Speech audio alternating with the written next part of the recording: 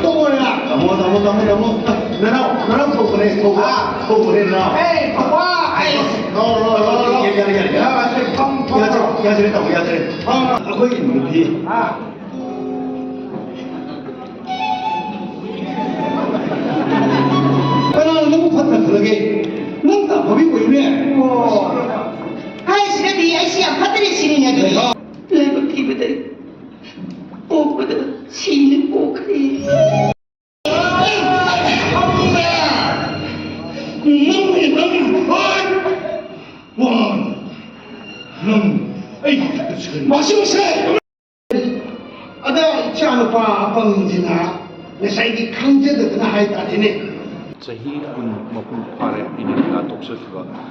nasi asina igi kun ani suba haitare ani subli la yogjar ba after 20 years back ai ngasi hanjar pani adu masi aina hanjar pasi sumang la yam da nuksi jaba sumang la nuksi jaba stugi no tuna ai hal ushala kum tamsta tang di ai ila toksa maga ai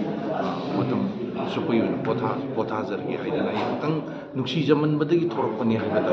adai kaishu thodokpa idan ne janda leijade